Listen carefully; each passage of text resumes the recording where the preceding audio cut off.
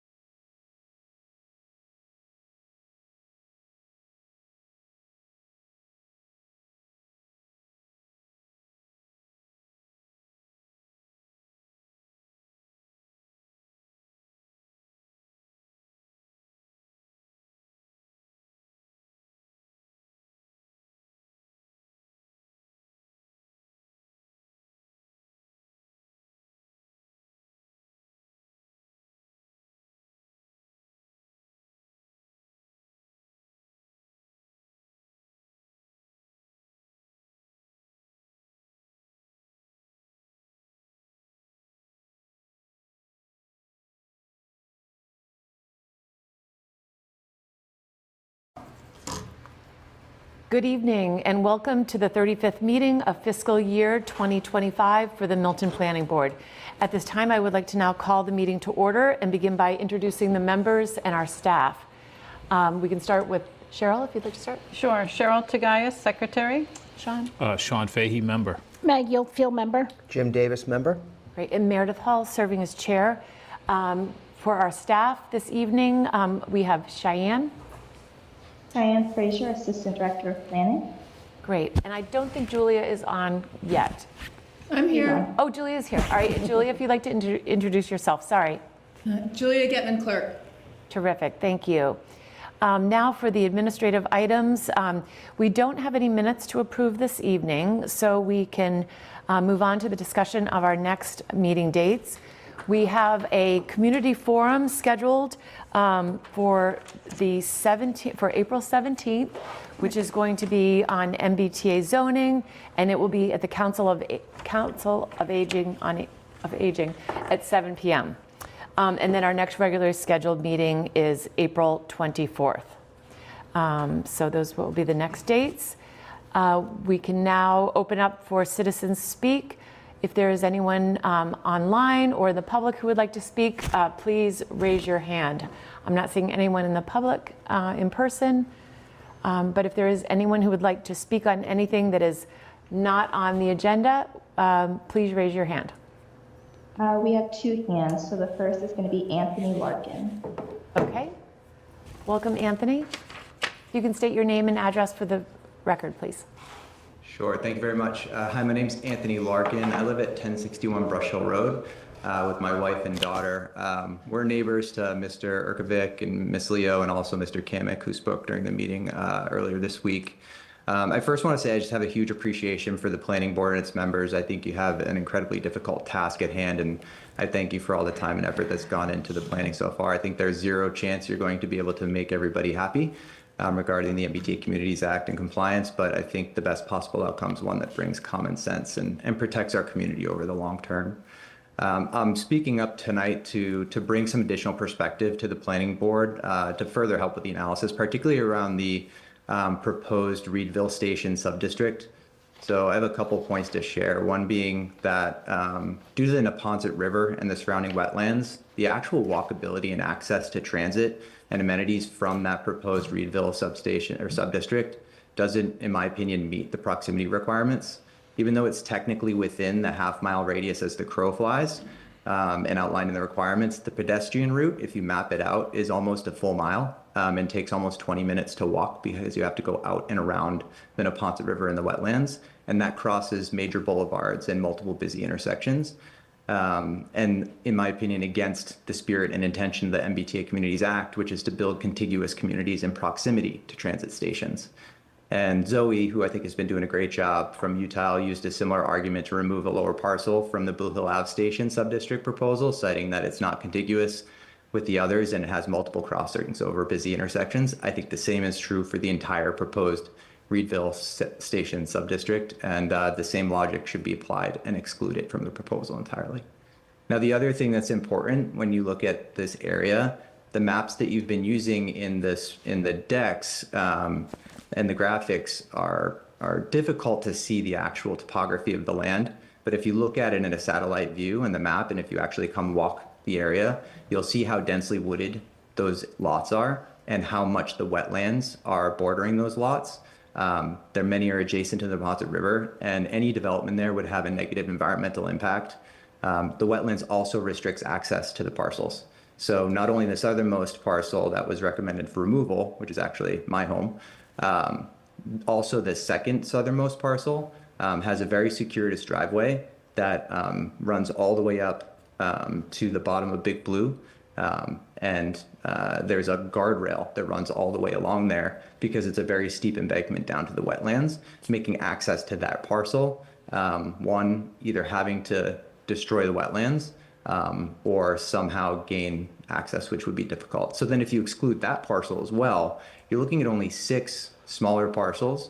And if you use the logic that Ms. Tugayas raised on, single family areas, to use a lower density approach, not radically transform such neighborhoods. If you even took those single family parcels and made them into 2 or 3 family parcels, you're looking at a maximum of 18 units in that area, which hardly makes a dent in the overall target and doesn't seem worth changing the face of the neighborhood.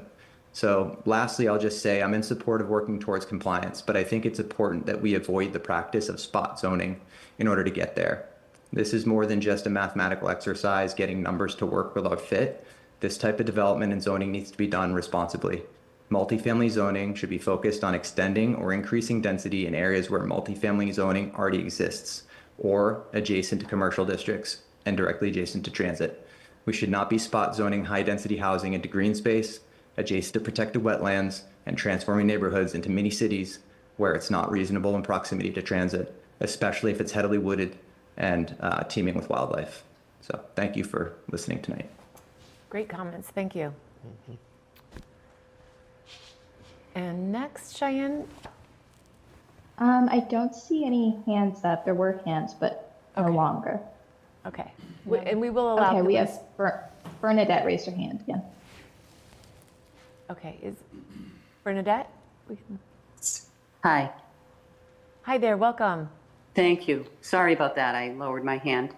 I live at 117 Walcott Road, but for the paper street, I abut St. Pius directly, St. Pius Church. Yep, I agree 100% with what the earlier person said just now. This is just more human encroachment on the beautiful natural habitats that we have here. It's the reason I moved here 20 years ago. I'm originally from Dorchester, Lower Mills. I'm all for,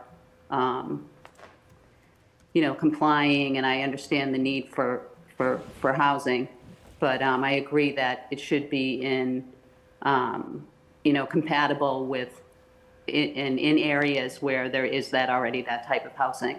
We have one family homes here, and particularly the field next to St. Pius Church is teeming with wildlife, and it's something that we enjoy. And I don't think that type of development would be appropriate here. And again, also I walked it out myself. It's a mile to the station from here. That's all. I just wanted to say that, and thanks for working with us on that. Appreciate it. thank you. Okay, all right. Did we hear Bernadette's last name? No. Bernadette, what is your last name for the record, please? If you don't mind. Kenny, Kenny. Kenny. Great, thank you. Terrific. Okay. Thank you. Yes, thank you so much. Great, so if there's no one else, that will conclude our citizens speak, and there will be opportunity to speak later on other agenda items. Cheyenne, we can now go to you for your staff update. Sure. So my only update was that we are having the community forum next week at the Council on Aging. It'll be both hybrid, so Zoom and in person for those who can't make it in person, and it'll be at 7 p.m. That's my only update. Great, perfect, thank you. And now, do we have anyone online from 10 Bassett Street? Seeing anyone? Not that I can see. Okay. So, and I can read from the email, or Cheyenne, if you want to actually tee this one up and just explain the email that you received from 10 Bassett Street, and then I can read the email. Sure. So we received an email, I believe it was earlier this week, Saturday maybe, from the 10 Bassett Street attorney, and they were just basically withdrawing their application without prejudice so that they can be able to come back once they get a little more information for the board, and I'm sure for ZBA, because they've been between our two boards. So they are currently withdrawn, so there is no active application with us at the time. Okay. We continued it to the public hearing at 7:05, so actually we still have the public hearing piece is open on our end, so tonight, I think we have to vote to accept we do. their withdrawal, And then right? close the public hearing. Yeah. So I'll just read you the email that was sent. Chairperson Hall, my clients, Michael Mignosa and Mark Mignosa, have requested that the pending application for modification of a prior site plan review presently scheduled for a hearing before the Town of Milton Planning Board on April 10th, 2025 at 7 p.m. will be withdrawn without prejudice at the time of the upcoming hearing. Respectfully, I would ask that you, as the chairperson, request that the planning board take a vote to allow my clients to withdraw their pending application without prejudice. So, signed, Michael Modestino, attorney. So with that, When we make the motion, do we need to make a motion to close the public hearing as well, or don't? we'll even do that mention it? after. We'll do that separate. So we're going to first a motion to accept the withdrawal without Okay. prejudice. I'll make a of 10 motion to Bassett. accept the withdrawal of 10 Bassett Street site plan modification without prejudice. Second? Is there a second? Second. Great. All right, all in favor? Aye. Great. Now I would take a motion to close the public hearing for 10 Bassett Street. So moved? Second? Second. All in favor? Aye. Great, thank you. You do that right, Ed? Perfect. Just making sure, okay. No. No, okay, so perfect. So now, let's see, just double checking here. We are now welcoming Attorney Corcoran, representing 111 Highland Street. Modification of special permit. Great, welcome. Thank you. Good evening, and you know, it's been almost a year since I've been here. That time flies. Really? It's hard to believe. Is that a record? I think it is a record. The last night I was here was the night that you voted to approve the special permit, April 29 of last year.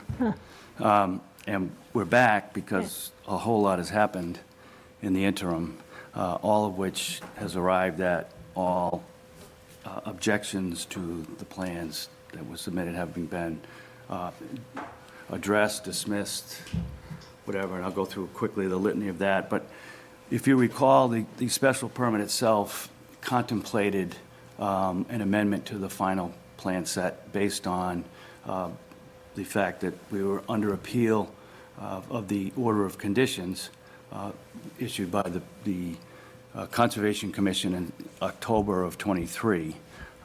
We had been appealed by one group of neighbors to the DEP. We were appealed by a second group of neighbors to the Superior Court under the town's bylaw. And so those two appeals were pending. The Superior Court matter was stayed really pending the DEP review of the stormwater and related issues. And the plans, the final plans that had been approved by the board relative to the layout of the project, the building, the reduction in, we had reduced the scale of the building by a few thousand feet. We reduced parking area in the back. We had moved the what I call the noisemakers, the dumpster, the transformer from the front of the building to the rear of the building. All those had been done in the process of closing out the special permit, but we still had to go back. We had to follow through with that under the DEP appeal process. And DEP issued a superseding order of conditions in November of '24. So we were under appeal with DEP for about a year, and certainly 6 or 7 or 8 months post the closing of the special permit. The special permit understood that that process was going and provided for a means of modifying the special permit when the DEP processes were complete. In the meantime, we were also, as you know, under appeal with Karen Bacardi and Gene Irwin, a third set of appellants to the Superior Court on the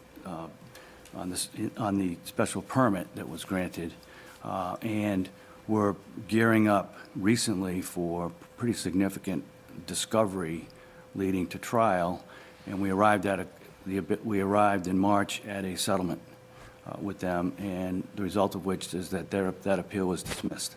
And the day after, the Superior Court action pending on the order of conditions was dismissed.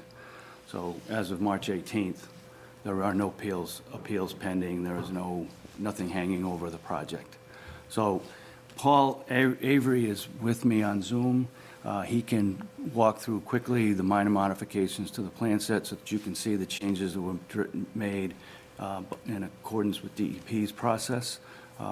And then I would ask the board to adopt the modification, simply, essentially changing Exhibit A, which lists all of the plans, with a new Exhibit A that exists, that lists now the final plan set. Okay. Yep, that would be great if we can introduce Paul's here. Paul to walk us through those changes. I am here. And in the interim, while he's, we did go before the Conservation Commission That's what I was- in January to have them review the plan changes that were approved by DEP, and they made a specific finding in accordance with the town's bylaw that the changes represent an insignificant change in the original proposal and will cause no significant difference in the impact of the activity on the interest identified in the town's wetland bylaw. Okay, Paul? Hi. So I prepared, and I trust you received, a letter dated March 31st, which summarizes all the changes that occurred to the plans as we went through and concluded the appeal process for the superseding order of conditions with the DEP. I can walk through those, and if you'd like me to show you what these items are on the plans, if you... That would be great, yeah. Yeah, if I can get screen sharing capability here somehow. Yep, I made it. I need to be promoted or something.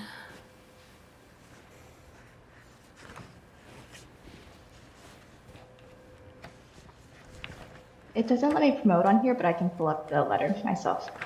We're not looking Well, for what the I want letter, to pull up was the Champagne. plans. So the letter is the letter, and I don't think we need to read the letter. I can summarize the points. What I was going to do was just walk through the plans. So I don't have the capability of screen sharing here to do that. I have it on multiple participants can share. Can you try it again for me? I'm Thank just not seeing. I can raise my hand. I can transcript and show captions. Those are my only options. I don't see any other menu items available to me. Okay. I can promote Mr. Avery. Joins. Okay, Oh, He's still an attendee. you know what, we can promote you as a panelist, and then you should be able to have the capability to share. Does it work now?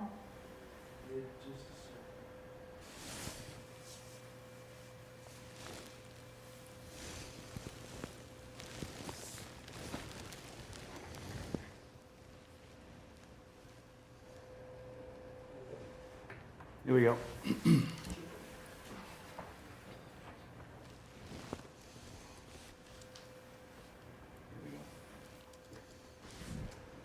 Great. Here you go, Paul. Do.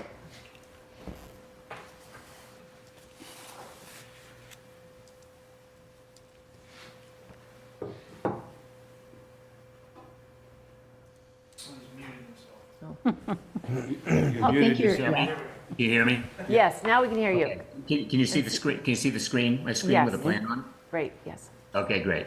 All right, so I'll walk through. Sorry for the technical challenges here. The first item was just that the infiltration detention basin system was revised to provide maintenance access, increased setbacks from the wetland resource areas, and other technical comments. So zooming in on this, you can see this, I think. Here's the basin. At first glance, it looks the same. It's in the same place. It does the same thing. It functions all the same way. It was just fine-tuned a bit to provide, access and things like that, which were comments that we received from the DEP. There's no more water going to it. Basically, the end result of the runoff calculations are all the same. The other item that came up is Wetlands Area Replication 2. Wetlands Replication Area 2 was located back here near this crossing over this western intermittent stream. The DEP requested that we move it up to this area here, so we did that. That area, it's not shown on this, is generally the area occupied by the existing barn on the 107 Highland Street. We didn't change the grading in here. All we did was basically we have a different area here that is designated for wetlands restoration, where we're going to specifically come in and follow the restoration protocol. So same thing, we just moved it to a different place. No changes in the grading, anything else. The stormwater all pretty much works the same. There was also quite a bit of housekeeping that we did with the DEP just in terms of the accounting on some of the impacts. As Pam Merrill went to write up the superseding order, she had to quantify everything, and we went back and forth and just clarified. We established some areas of temporary impacts, which are shown here in sort of that tan color, and there's the quantifications of, BVW temporary disturbance, temporary disturbance, bank alteration, replication. So there was none of this represented any change in the design at all. It was just how we went through and just fine-tuned, categorizing the different areas of permanent and temporary impacts. For example, this area right here, number 3, was counted as an area of temporary impact. The only thing we're doing there is mitigating invasive species. So things like that. So it's just going through and quantifying in these tables over here, what the impacts were. In most cases, actually, when we did all this, the numbers actually went down in terms of the accounting. Regardless of that, there was no change in the scope of work actually physically increasing impacts at all. So that's shown on drawings C302 and C303. Paul, can you just hold for a sec? Pam Merrill Yes, is sir. the wetland scientist at DEP who was responsible for That's right. overseeing the Right, she was superseding there. order. She issued the superseding order. Okay. Okay. There were also, jumping back, 2 water quality swales that were added to Outfall 1, which is the one along Highland Street, and the other one is the one, down here near where the Hold on. service area. Paul, that plan hasn't Yep, there it is. populated. There it is. Okay. Yep. Can you see it? Yep. Okay. So Outfall 1, did you see Outfall 1 up by Highland Street? No. Outfall 1 up here by Highland Street? Is my internet not working well? There's just a little delay. Everything's just delayed.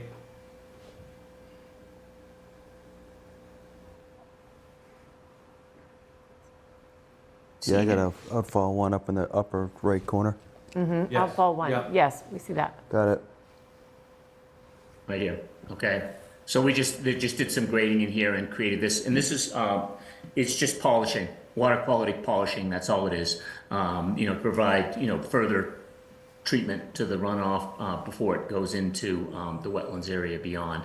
So this was the one area here along Highland Street, and then the other one, is this refreshed, is down here Not yet. near the service area? Is that refreshed? We're still on outfall 1. There. Yeah, it just moved. Here we go. There we go. Yeah. Outfall 2 is Okay. by the loading dock. Yep, that's Yep. it.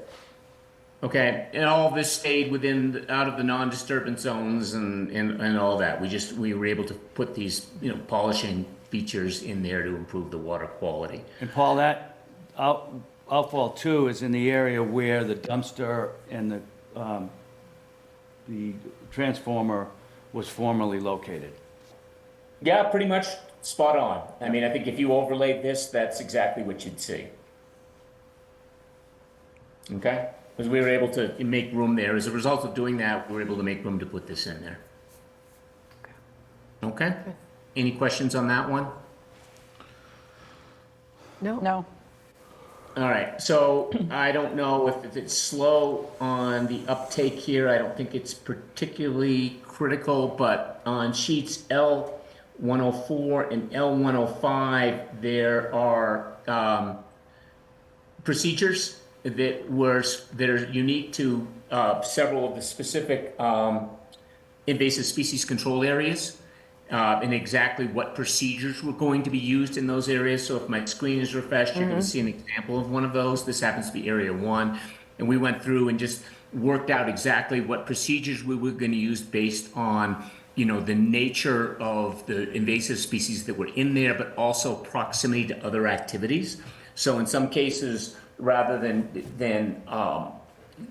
go cutting and putting down herbicides and things like that, Pam Merrill at the DEP said, look, you're in there doing work anyway, why don't you just reach over with a backhoe and scoop them up? And it was like, okay, so that's what we did. So it just, the procedures that we're using to do invasive species mitigation were just fine-tuned a bit.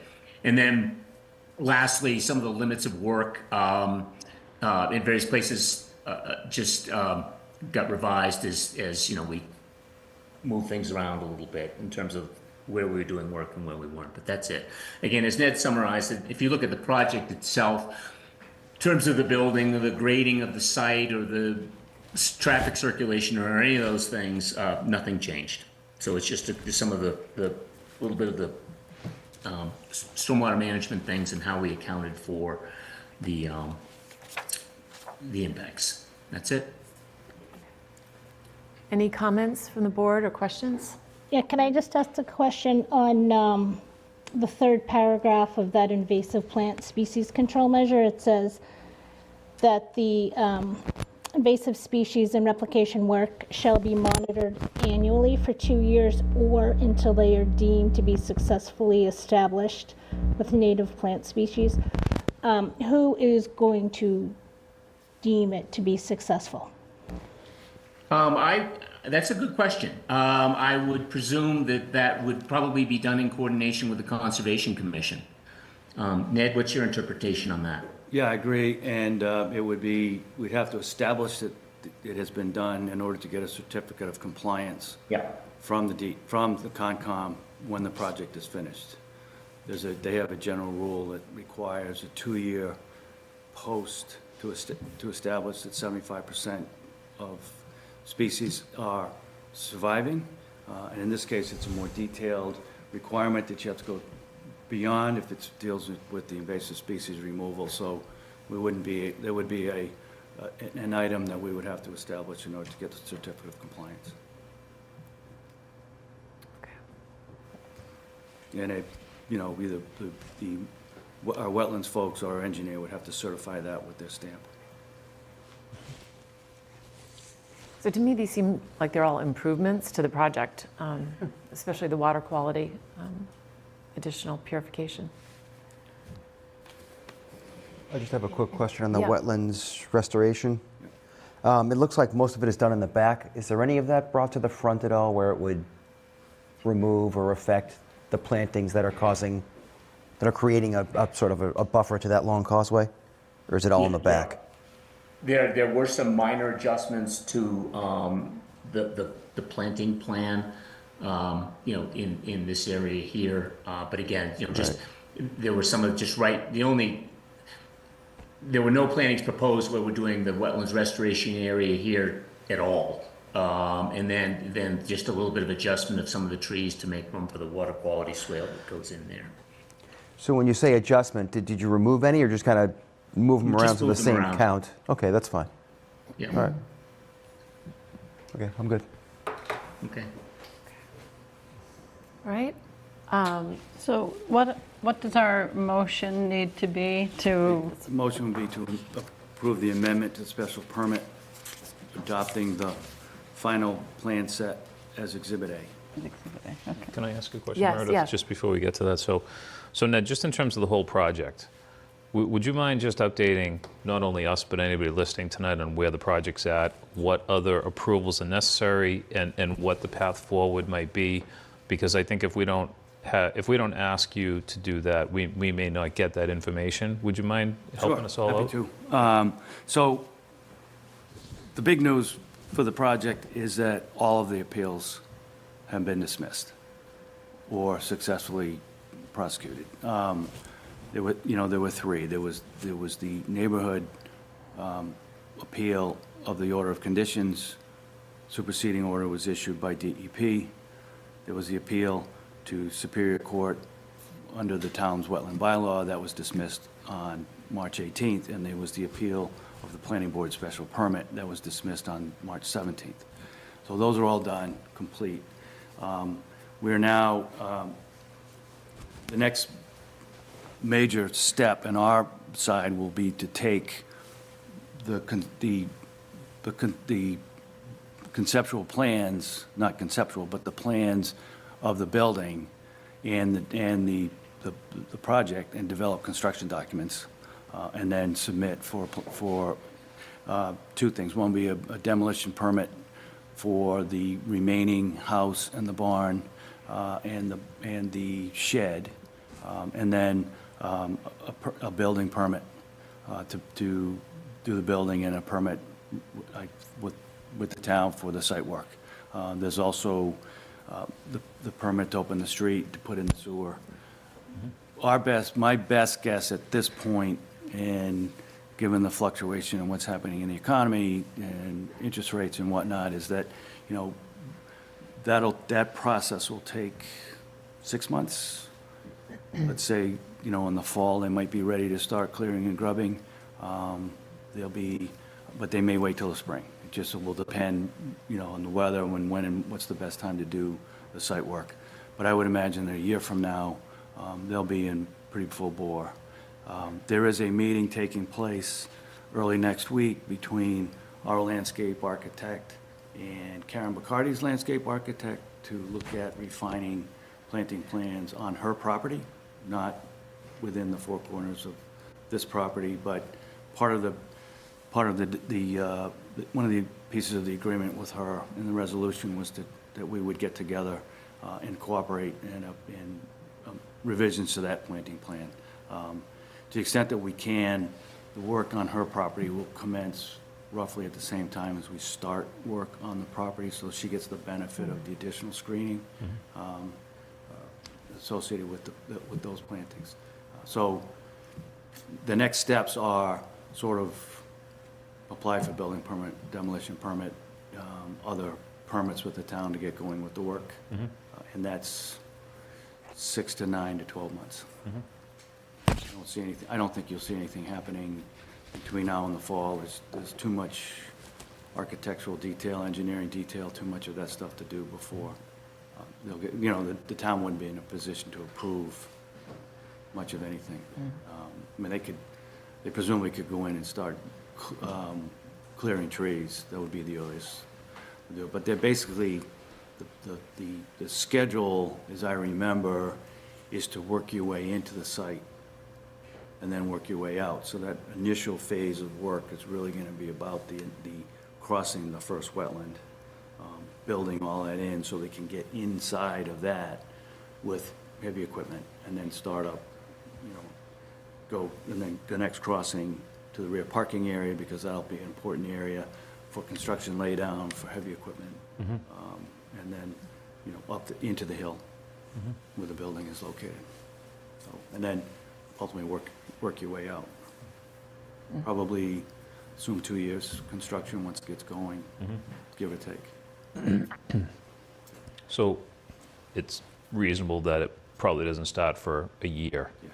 And maybe the only reason it might start sooner than that is if they found that working through the winter is advantageous, just because the conditions are more tighter, frozen. Sometimes Exactly. that's helpful too. Okay. And that would be,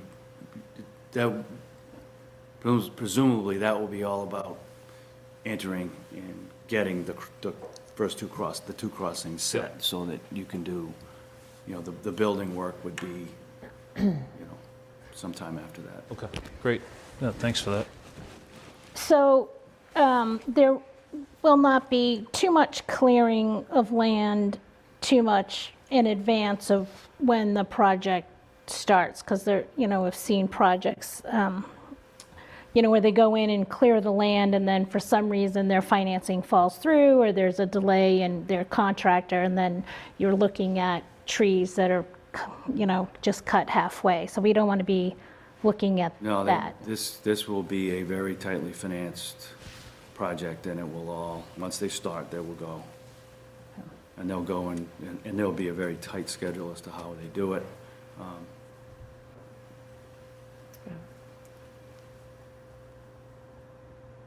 Any other I have no questions? questions, not me. Good. So I provided a draft of an amendment that I think is ready for signature, if the board's ready to, with a motion to approve, and you can sign tonight, or Great. I- You Is will- that the one, that's did it. you email us that? I email it as part of Yeah. the package. So if you're ready, Meredith, I'll make a motion to amend the special permit and site plan approval for the special care, memory care residence development at 107-111-0 Highland Street. Is there a second? I'll second. All in favor? Aye. Aye. And I'll abstain. Okay. All right, Thank you. thank you very much. Do you wanna want to sign just, it? yeah, May as well. Yeah, sign it right now. if you want to pass it down and we can have it signed. Okay. And then I'll get it to Cheyenne and file it, get it filed. So Thank that's you great. all. Thank you, Ned. We'll send it up. Nice job, Ned. Great. Thank you. Thanks, Ned. Thank you very much. And I'll actually see you in 2 weeks, I think. Yes, You're on the back. 24th. We'll Ned, you have a misspelling on Cheryl. I didn't notice it on here, but can I just correct it on Yes, here? you please do. I and apologize. initial it. I apologize. Thank you. Great, There thank you go. you. All right, Thanks, Ned. Pass Take that. care. great. I'll sign this and then pass this on. And I will date it. So do you sign it because you It's abstained? the 10th? Yeah, I'm not going to sign. I didn't sign the original. Okay, great. Thank you. And then, yeah, okay. All right, while we're signing that, we can now move to our discussion of MBTA communities. And Cheyenne, if you would like to, I know we just got a late update from UTIL. If you could pull that up and we could sort of walk through that together, starting with, actually, if you want to pull up first the hypothetical statute plan. Sure. So that's not in what was submitted just today, then? Oh, you know what? Yeah, I just was going to review it for folks to see. Can you pull up that from our You last want the meeting? presentation? Yeah, presentation. The from presentation, Monday? yeah, and we can just Okay. let people know this is what will be presented if they can't make it next Thursday Okay. as part of the Will be a minute. presentation. Sorry. Expanded. Okay, so here is the one from Monday.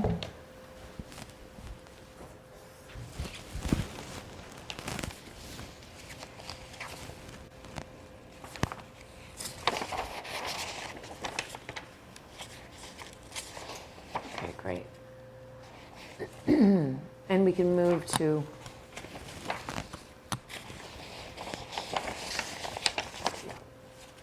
sort of the areas that we were looking at within the half mile of the commuter stations, commuter lines. These were three, a scenario that we had evaluated. And there were some question which I think UTIL wanted to know about the parcels that we wanted included or excluded on this. I don't know if anyone had any further thoughts on this. I don't think we have to decide tonight, but we had talked about whether to include the lower, the yoga studio parcel on that corner, that intersection, if we wanted to keep that in. So was it the intention to show options 1, 2, and 3 on this? Because options 2 and 3 are short the zone capacity.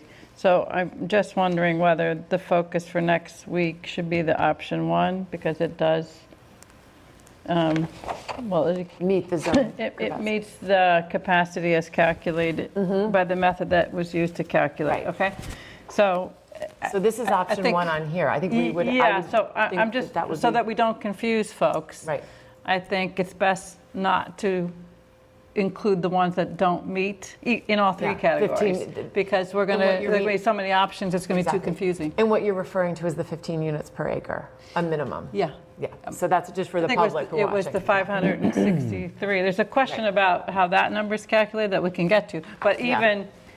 even Right. so, there's have to two of be these option options one. that don't meet Yes. that, right? So my suggestion is not to show those next week. Right. So she has removing those two lower parcels, and there was rationale for, And, I think the question on the Blue Hill Ave one, I think that some raised last on Monday. I think we should just leave that as an open question for next week. because that's part of the public forum that we want. Yeah, I mean, Fairmont makes more sense to remove, I think. And the Reedville, again, I think that could be open for discussion as well. But there's, especially given what we heard tonight, I mean, Fairmont, those two parcels especially. And then, there's the overall question in any case, but as far as just the question from Util about which parcels to remove. So I would agree that option one would be what we would want to present. Can we just see 2 and 3 real quick? This is a statutory plan, option 2 Statutory and option plan, 3. yes, and option 2, Jim, can you see how many units that says on that? It says 470 Yeah, on option 2. so that was, Yeah, 15.3 density. yeah, And what it does, though, is it puts at 20 units an acre also for the Blue Hill right, which Ave didn't, station, which is higher yeah, than which the we didn't want to 15. do, yeah. So there's still, Consider. option 1 has 20 there as well, which is something to highlight, I think, but and just in terms of, Yeah, consideration. consideration for that, as I said at our meeting on Monday, some of the Blue Hill Ave was included in the rapid transit from 2023. However, it was in 3 different sub-districts that had 3 different dimensional characteristics and requirements, and now they're all lumped together. So, it's something just to continue to point out Yep. and be mindful of. Option 3, Jim has 259, Yes. even less. Yep, okay. Any other further comments on this one? And I thought what we'd do, we would go through everything and then have the public, any questions that the public might have, and obviously our own comments as well. Yeah. No, I don't know if at this point we wanted to talk about the 2 emails that we received in terms of how we calculate this, or we just want to keep going through the, So I suggest we keep going through I the, think we should keep going through it, Okay. but we can come back to this, because I did have a question that we did get a response from Util saying that the numbers wouldn't change based on that definition, so I think we should. I think we should talk about that so that the people who Well, we sent the can- all right, emails in. Maybe let's talk about that now then, that's fine. Okay. That piece. One time or another, it doesn't matter to me when. Exactly. So we received a couple of emails. Cheyenne, if you want to, you don't have to pull up the emails, but the question was around the definition. And I know we have one speaker who's going to address it. And we can ask if Tom Doherty is, or Eric Holkinson is on. They were the 2 that had brought this up. And I Looks don't like know. Tom Doherty has his hand up. Yes, Tom, if you would like to speak on I'll promote this. him. Welcome, you can introduce yourself.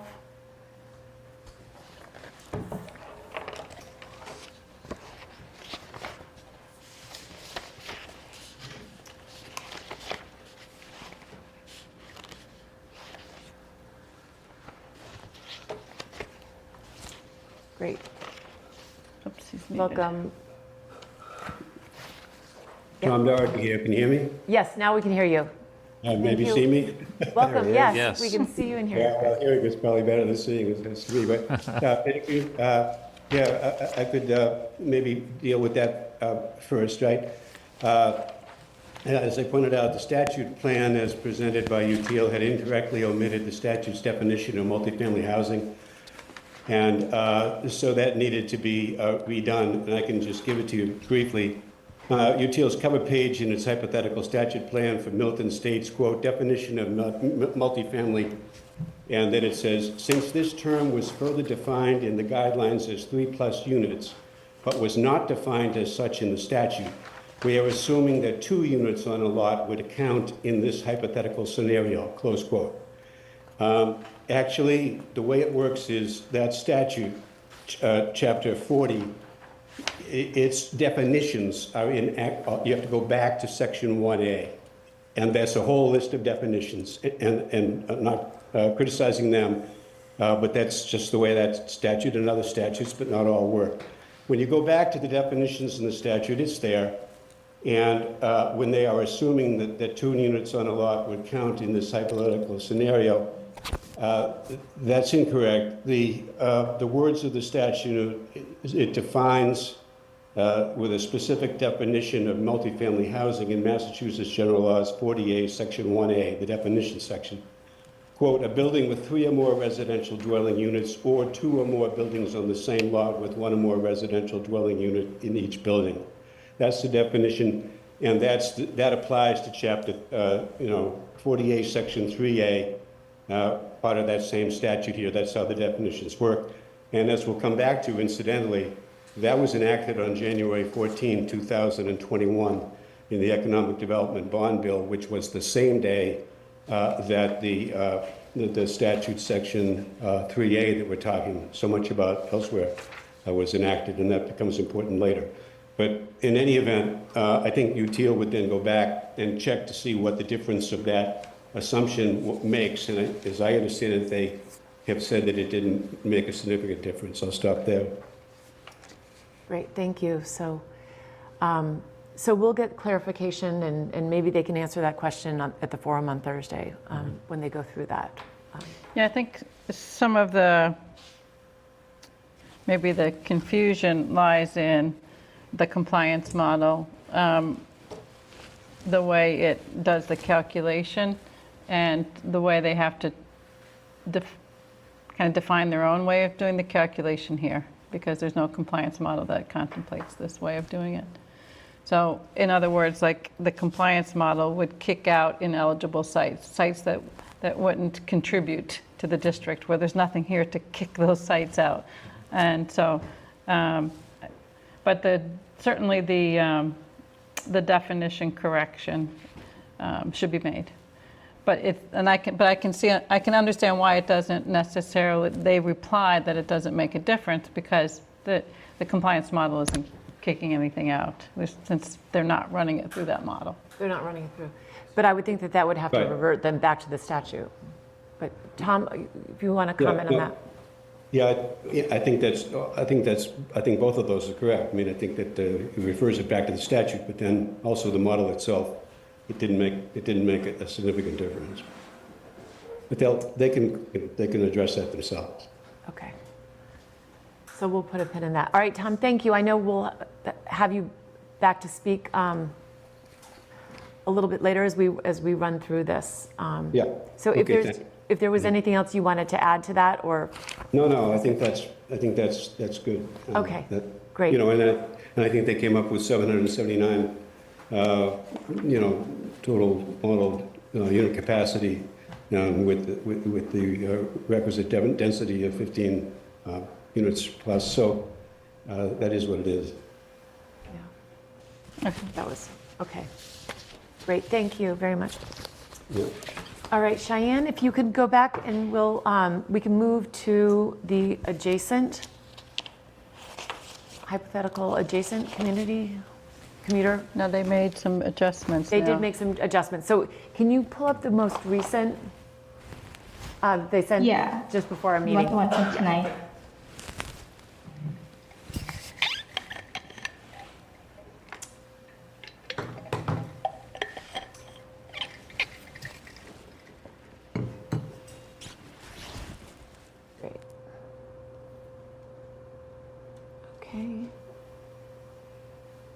So, and do you have the memo? I don't know if you can go through what those changes are, Cheyenne?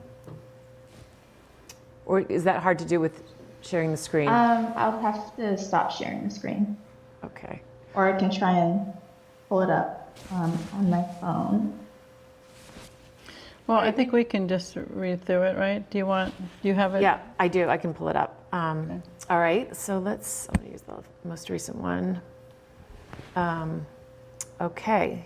This was the email we received just a few minutes before our meeting tonight, and it was from JT.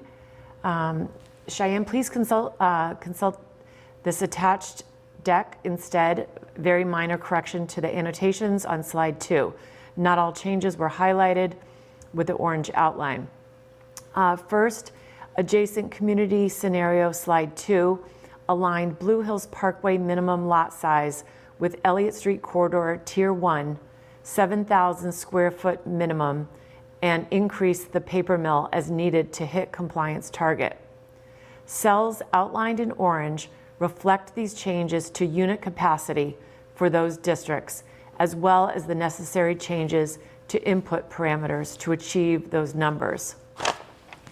2, rapid transit community scenario 4B. Before we go One? there, I'm Yeah. sorry.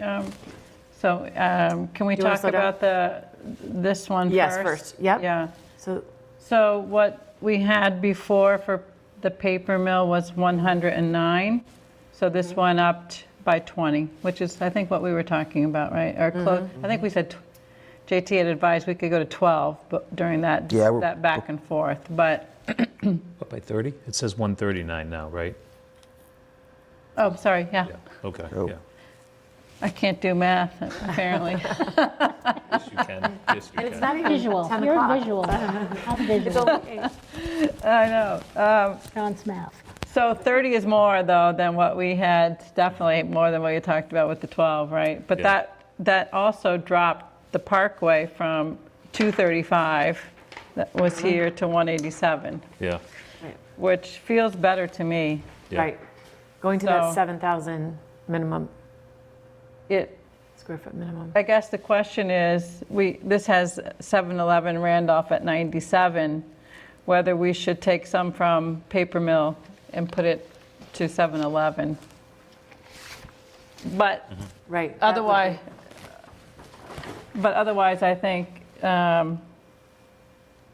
Yeah, that might be a better, yeah. the question is whether the compliance model would say one of these flashing lights that you're trying to put too much on one site. You know how it has that in it? Right. Like you put these parameters in and it actually won't work. But if it says 40% and 1 parking space per unit, which is what they have here now, it's probably how it didn't get that flashing red light, is that they made it that 1 parking space that we discussed. So I think I'm fine with this going to the The forum? with these adjustments. I agree. I would be too. Yeah, I don't have a problem with being 139, especially Granite Ave North is 171. Yeah. Okay. All right. And then we were not going to do Numbers on Elliott Street are really low. this one, right? Right. Okay. The hypothetical adjacent, yeah. It just Okay. didn't, it was, Okay. I just want to be sure. We're not going to show Yep. that. Okay. all right, so Cheyenne, if you want to pull up the map of the adjacent community, just to show where those districts are for people in map form. Did they have that in the deck? Yeah, they did. It was on a different, Yeah, let me go to the Attachment. deck and find it. it was within the email, but it was, yeah. separate.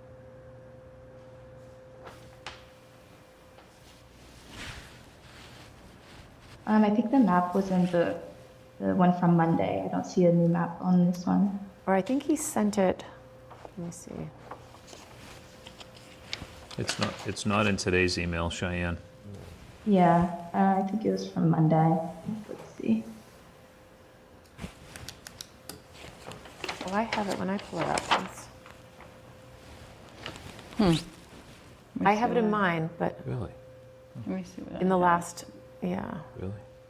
when I, Is that for Open the rapid attachment. transit or is that for adjacent? Let's double check. Oh, I'm sorry, it was the rapid transit, it wasn't the adjacent, sorry. So I don't even think we had it in Mondays. We had this map, but Yeah, she didn't really, we haven't gotten the full map, so we will be presenting that. they had it in a Forum. prior one. Yeah. It was from a prior one, but it didn't include the reduction on Elliott Street, so. All right, apologies, that we don't have that map for tonight, but we will have it. So we should make With the note to forum. request it. Yeah, Okay, map for adjacent. yeah, if you could request that, yeah. And including that kind of enlargement of the Elliott Street corridor map. Okay. Yeah, and it would be great to have these just posted too for the public so they can review it in advance. In Because advance, sometimes yep. at public forums, it's hard. It's easier to prepare your comments if you have it in advance, so. Did you say enlargement of the Elliott Street corridor? Yeah, because if you did the full map, it would be something like this, right? This isn't the right map, but, Yeah. It was the, and then they have this slide. This Oh, is from including that Monday. enlargement Yeah, on this this. I'm enlargement, sorry, yeah. I got you. Right. Yeah, I'm tracking. Yep, Yeah, okay. because it's different than, I got you. No, I totally understand. I just, you lost me in enlargement. Meaning we enlarged the zone. and I right, didn't- right, Okay, so now, right. let Okay. me Then, move on. Was there anything else on the adjacent before we? I can be reading the comments. See, from JT. On the rapid transit, he states, rapid transit community scenario 4B.1, slide 11. We asked them to remove St. Pius, which was reduced by 30 units, reduce the Randolph access to a total of 80 units, including the 40B portion. So down, let's see, she has it down 40 units, and add 20 units to Milton Station East, adding 12 to the paper mill, adding 15 to 7-Eleven Randolph, and adding 23 to Granite Ave North. Cells highlighted in yellow reflect these changes to unit capacity for these districts, as well as the necessary changes to input parameters to achieve those numbers. So I thought we asked to go lower on the access, Randolph access. so I'm sorry, let's run through this again. So Sorry. Granite Ave North went up Up 23. 23, which is what we talked about, right? Yep. Milton Station, I just wanted to let you all know, I tried to determine if I was remembering correctly before. Extra space storage is about 142,000 square feet, exclusive of wetlands. And if under that zone, PUD zoning, if you got the bonuses, you could get at maximum 1 unit per 1,000 square feet. So that's 142 zoned capacity for extra space storage. 88 Wharf, while it has 73 units, using that same zoning and doing it the same way, it's would allow for 110 units because 88 Wharf is very large units, so you could have more units in the same square footage basically. And then there was a proposal that the owner of 30 to 40 Adams Street had presented in 2021 for 45 units. I didn't have the exact land area there. So you add those up, it's about 300 units. And then the Webb Mill building at 24,000, that site would be 24. So it's about 325 units roughly under the current zoning. And what we had total for that district was 325 in the MBTA zoning. So if we bump a little bit, like we talked about for extra space in 88 Wharf and that 30 to 40 Adams, we would be just bumping up above what the zoning would currently allow, by my rough estimation. So we'll see what UTIL comes back with, but I just wanted to share that. That's great, thank you. Yeah, And what that's is 30 to close. 40 Adams? I'm sorry. Is that the big brick That was- building? It's Or is that across the the street? Citizens Building, Gotcha, okay. and then air rights over the T parking lot. Right where the Citizens stair building? was. Remember where the stair? Oh, yeah, okay, I'm thinking of the Citizens kiosk, yes, the Citizens, yeah. Across the street, yeah. Gotcha, yeah. Next to the And Masonic air Building. rights over the T. That's interesting. Oh, really, I think it's over the, isn't it? It's over the parking lot. parking lot. The T's parking lot. Oh, okay. Yeah. Sorry, the T parking lot, sorry. So I just wanted to throw Yeah, that which would out. be interesting to see, not for tonight's analysis, but our overlay zoning. The difference between Yeah, the so, PUD and our overlay so zoning. the PUD allowed more than the overlay zoning, which is what I was remembering from before. That, I remember that pretty clearly, that the PUD did allow more. But that's only at extra space storage. Yeah. Yeah. So if we look at, I think that slide up there, That's what my question is, the other pieces of that, of the Milton Station are not in that PUD, but yet we want to make it so if possible, we get credit through the MBTA, but we want them to use the overlay zoning. Yeah, the only one that's in the overlay zoning of those, there's only, if we The web pull the mill web thing. mill and put Yeah. that into the bridge, I think it was called, The right? bridge is Milton Hill House. Yeah, so we So, put it yeah. in there, or we put it in west, I think is what actually Zoe thought, to put it in west, because it would be contiguous there. Both the So web, if we pull both the web, and the Milton Hill House? no, No, I thought Milton Hill's Hill already was diff- separate. Yeah, separate. That's bridge. Yeah, So you're just yeah, Milton but there were Station. two options of where to put the web mill, Right. either in the bridge or in West. or in west, and Zoe suggested west. Yeah. So now what we're left I with. would feel more comfortable with that. Yeah, so then what we're left with in east is extra space storage. That's parcel at 30 to 40 Adams and 88 Wharf. Yeah. So now we're talking about adding, how many they have here, adding, going to 345 from 325, so adding 20 units. And we've taken a site away from it that had 25 units. So it's kind of like adding 45 Right, units to right. those three. Yeah. But that, to me, still makes sense. I'm tracking. It's not a Yeah. huge increase over what the zoning allows. Okay. So I think that one's good, too. So should that be a request we ask Cheyenne to ask UTIL to change that map, and maybe they have? We did ask them to do it, so we'll see whether, let's see if it Yeah, says, let's see if it says it here on this map, too. Add 20 to Milton Station East. It didn't mention that change. Yeah, so being I think we made, need to so- make sure the map change gets made. So can that be another request?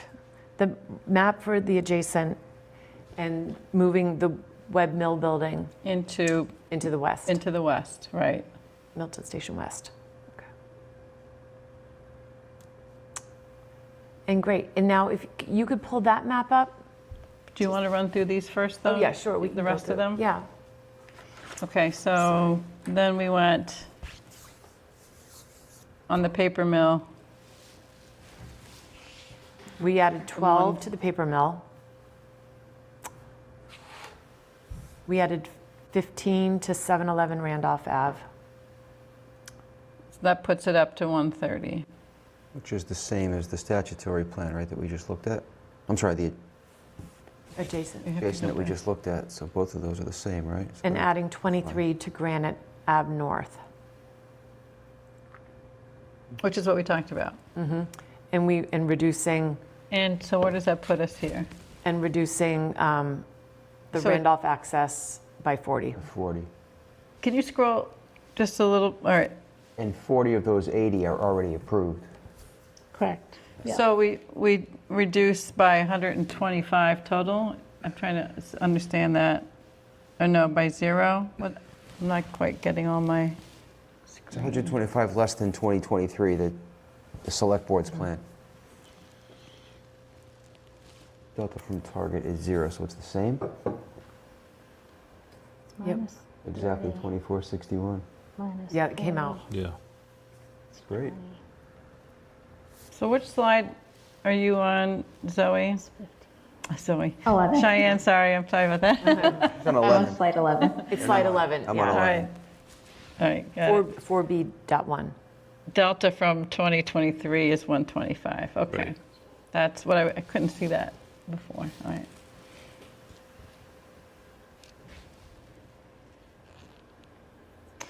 So if we go back to slide 10, is what you were referring to, Jim? Slide 10, was I referring Which is to that? is that what you were looking at when you said that we're on 2461? No, I was on 11. Okay. I was just talking about the paper mill and 7-Eleven Randolph were the same as the Okay. 10% plan, so we should be okay with them. But just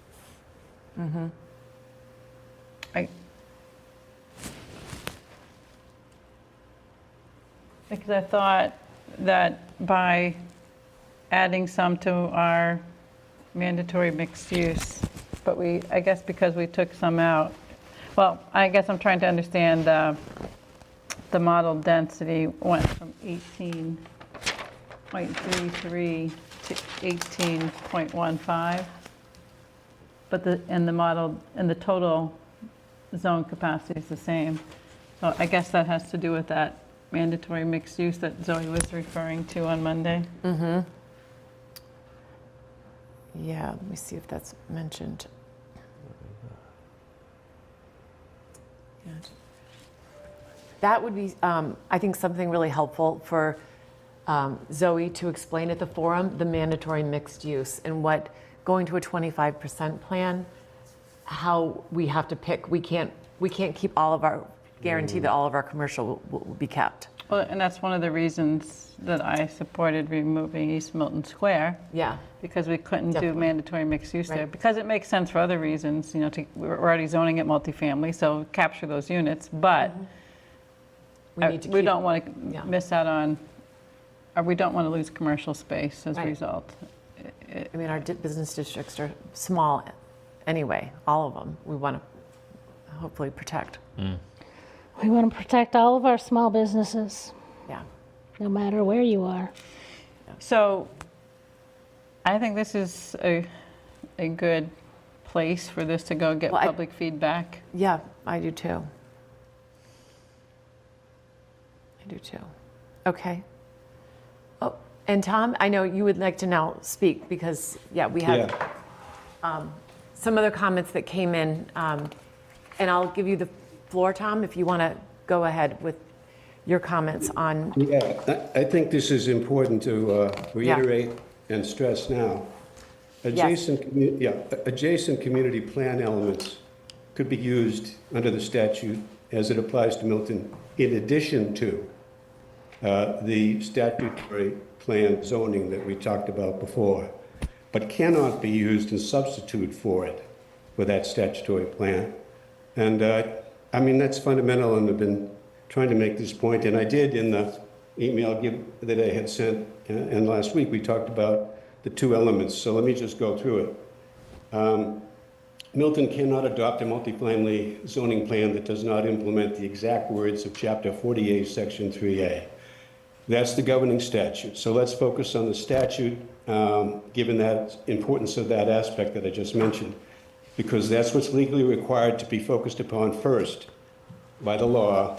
What the statute requires by its own words, quote, if applicable, close quote, is required.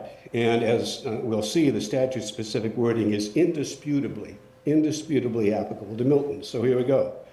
The statute's application is extremely clear, right? As we know, Milton has 37.5 acres of developable land located not more than 0.5 miles from 3 commuter rail stations. Therefore, Chapter 48, Section 3A requires that Milton must adopt an ordinance or bylaw for, quote, at least one district of reasonable size, which size, quote, if applicable, and it is applicable to Milton, must have a minimum gross density of 15 units per acre and be located not more than 0.5 miles from a commuter rail station, if applicable, which indisputably is applicable to Milton. And so Milton must do so under Section 3A for the statute, which is the governing law. I'll get to the regulation in 30 seconds, but let's just look for a second, as I mentioned earlier, Chapter 40A, Section 5. Now, remember, Section 40A, Section 1A had definitions. We then went to and talked about the definition as it related to the fact that the guideline, it doesn't allow you to do the two units, and we'll go back to that. I'm sorry, the two-family. I won't go back to that. But what the statute, Section 5 is, it was enacted the same day as this statute, Section 3A, because they're the same sections of the same statute. And that matters because 40A Section 5 is a section of the statute concerning how town select boards or town meetings vote, by majority vote or by 2/3 vote for multifamily zoning for, quote, eligible locations. So there's a special section, Section 5, that talks about eligible locations. That's important. Why? It provides for majority vote for multifamily zoning, that section of, quote, and I'll go it slow, areas that are near rapid transit stations. Yes, therefore, Milton could and should be considered as a municipality, quote, near a rapid transit location for voting purposes. But even if that reference for voting purposes to rapid transit stations in Section 5 definitions includes, by inference, subway stations, even if in HLC's own published statements they include high-speed rail lines, that is not what Section 3A requires. That's about voting. What Section 3A requires is what I've stated before, and it's what Milton must do in any case. It must submit its required zoning plan for majority vote by the town select board or by town meeting that in any case complies with Section 3A. And I won't go back through it, but it's, 1.5 acres within, I'm sorry, it's 0.5 acres within, that half mile, therefore, of developable land within a half mile of the commuter rail station, which we have. And then it's at least 15 multifamily zoning units per acre. So specifically, Section 3A, the legislature that same day mandated a narrower and very specific must-do requirement for a town, quote, if applicable, which it is, which is what I am going to repeat. As applicable, Milton must adopt this by majority vote, yes, adopt a zoning plan to comply with 3A and that math that I've talked about, those words in math, a minimum gross density of 15 units per acre and be located not more than 0.5 miles from the commuter rail station, period, full stop. Milton could do more, but it must have such a vote on such a plan. That's my reading of Chapter 40 in its entirety, including, Section 1, Section 3, Section 40. I'm sorry, Section 1, Section 3, 3A, and Section 5 of Chapter 48. Now, incidentally, HLC itself has promulgated, but totally ignores in its assertion that Milton must comply with a rapid transit community 25% multifamily units capacity zoning plan. It ignores its own regulation 72.081C that itself states explicitly, quote, a rapid transit community with transit station areas around a subway station.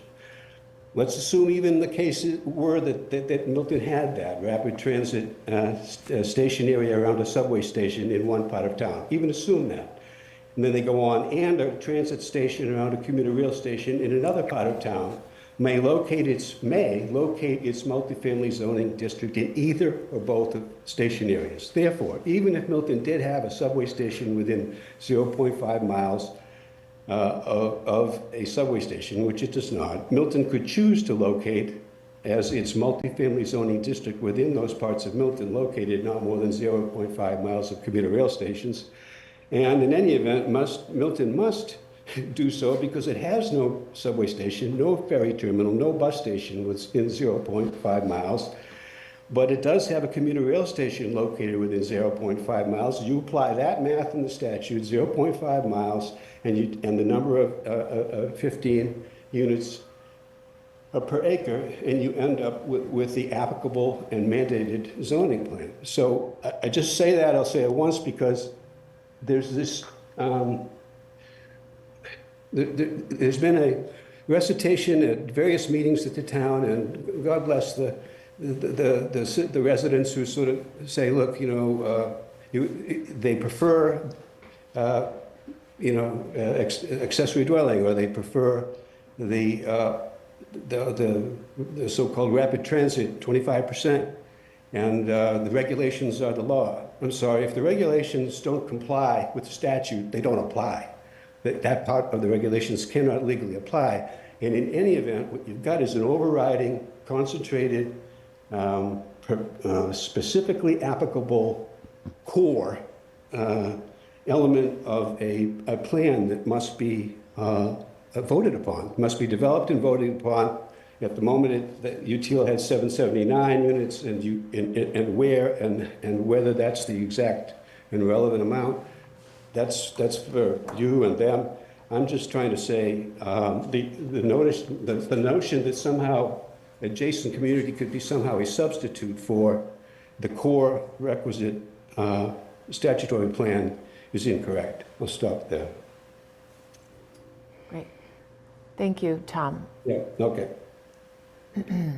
Any comments? Well, I just want to ask a question because I think, as Tom describes it, the way we're titling what we've talked about here earlier is not titled correctly, right? And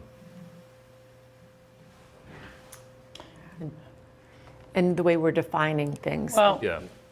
I appreciate your continued commentary, Mr. Doherty. I really have a difficult time thinking that we would have to apply what we don't think makes sense to us from a planning perspective of having 15 to 20 units an acre on some of these single-family parcels that are a small fraction of which are captured in the half mile of the commuter rail station, when we think that we have a much better planning rationale for an adjacent community that has a different map configuration. And it does capture parts of the Blue Hill Ave commuter rail station, which makes a lot of sense because it's not only close to the commuter rail station, it's close to the trolley in Mattapan Square, and walkable to amenities and open space, I mean, including the Neponset Trail. So there's, I think, a lot of good reason that the adjacent community, which captures that station area, makes sense. The other thing I wanted to just point out, we received a couple of emails from Eric Can I ask you a Hokinson. question? Yeah. So, in regard to what you just said, it could be considered a commuter rail zone plan. You can put as many into that as you want to. Right. Right? Yeah. You don't have to call it an adjacent. Why not call it what it meets by definition? And if there is a preference for it to have more zone units in it, that's okay. You can exceed. I guess if that's the case, that what we have as adjacent community can fit both, then that's okay. It's terminology. But if we're going back to an adjacent or what was called statutory in UTIL's plans that puts 15 to 20 units on single-family lots, that's not consistent with what we've been talking about for 2 years, and I'm not comfortable with that. So that's the difference I'm trying to distinguish, because what we've been looking at as adjacent community, again, looks at Unquity House separately, it looks at the single family separately, it captures larger sites. Yeah, So I that's, mean, that's my concern. As a member of the planning board, if I have a significant regret for what's been happening over the last year and a half, we never had a real thorough examination of 3A. I mean, a real thorough examination of it, and because the statute is a law, it's taken us, I don't even know how long this has been going on, but, were it not for Mr. Doherty, providing the kind of analysis that he has of the specific language, the specific words, the specific phrases. Statutory construction. Right, exactly. She's an expert. This is really where we should have started a long time ago. Instead of conclusions that were were made very early, and all of a sudden we were going in a very different direction. But I don't think anybody is going to dispute the statute has requirements that we have is indisputable. We cannot, the debate about regulations and statute is one thing, but the statute is the law.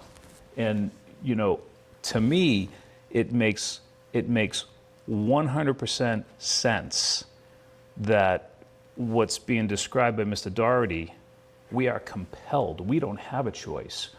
That's not a debatable point. The statute requires us to zone because of our proximity to the commuter rail stations. We have no choice. That is not something that we should ever pursue as a town, whether we are or we're not. We definitively are. So, my opinion is that has to be, we have no choice. That has to be a zoning plan that we create. If we happen to add to it and create more units, because we prefer to do that as a town, so be it. But we can't be less than that. Right.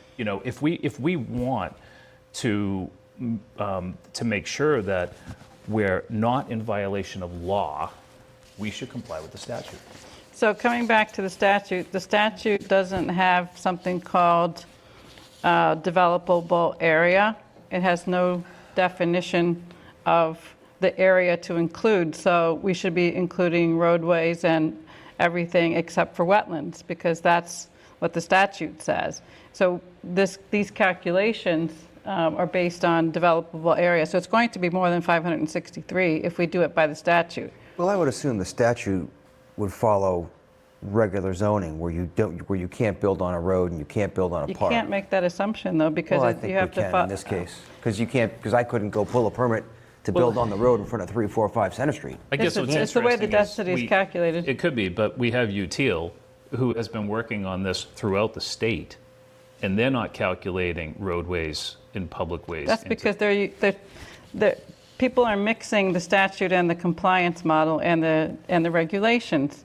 And so what is the your statute, interest? Tell me what your interest is. My interest is if the idea that people have is that there should be something that's strictly statute, then you can't mix statute and regulations, because developable area is something that comes out of the regulations. It doesn't come out of the statute.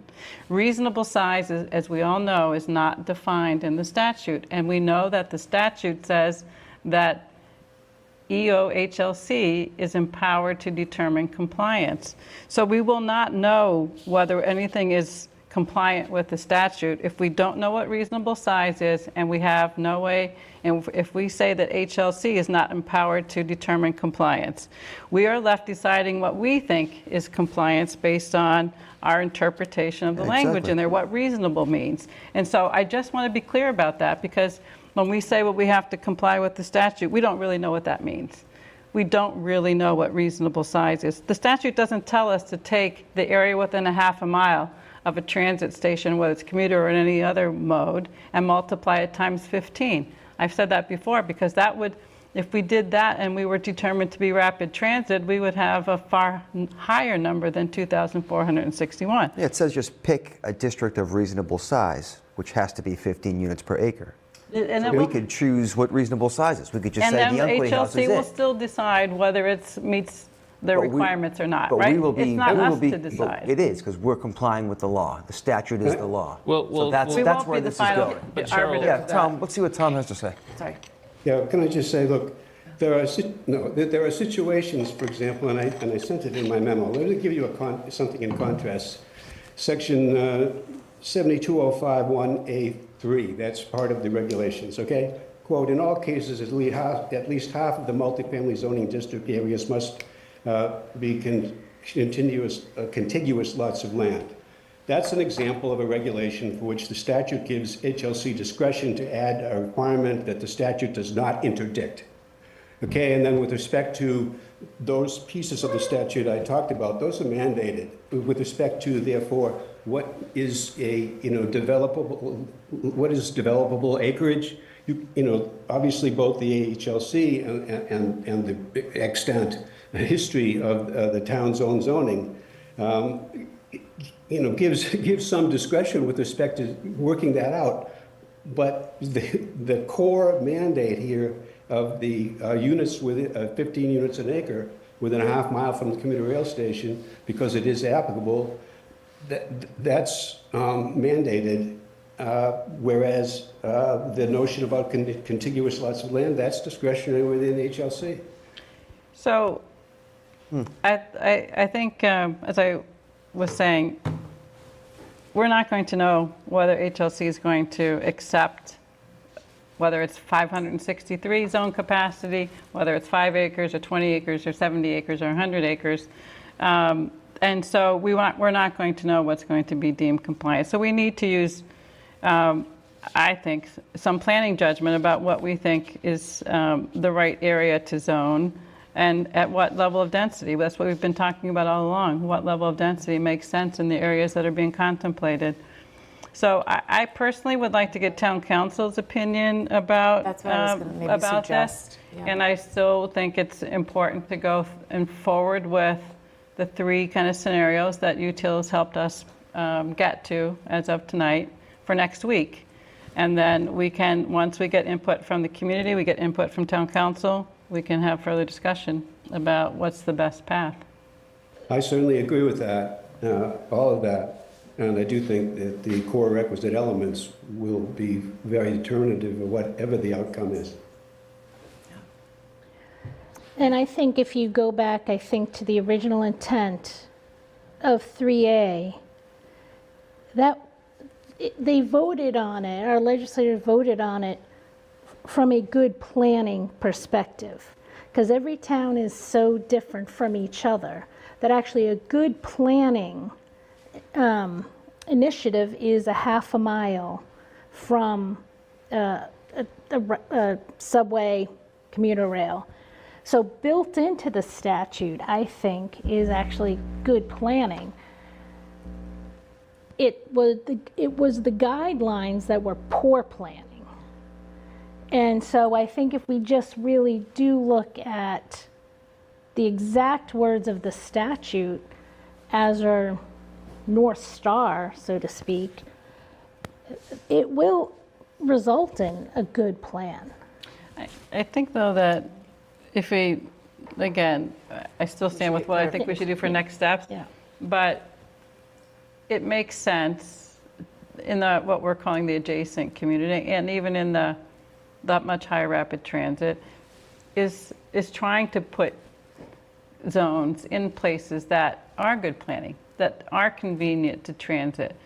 Convenient to the bike trail is good for some people too, that want to commute by bike, but close to amenities as well. I mean, that's the idea behind it. And the reason that my understanding is that the legislature empowered EOHLC was to develop guidelines so that you wouldn't have a one-size-fits-all that you might find in a strict interpretation of the statute.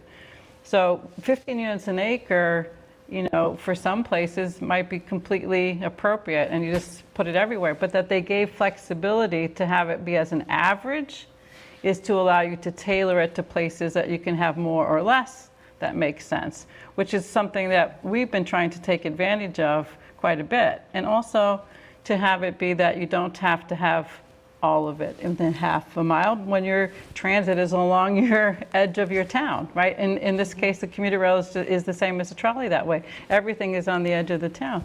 So being able to, have other places that we think make more sense based on the lot size or what else is near there, I think also is a good flexibility that's built into the guidelines. And that's why I think that the guidelines provide us more flexibility than the statute does itself. But And I agree, like as a town, there are other places in town that make sense from a planning perspective, but that's different than the MBTA 3A.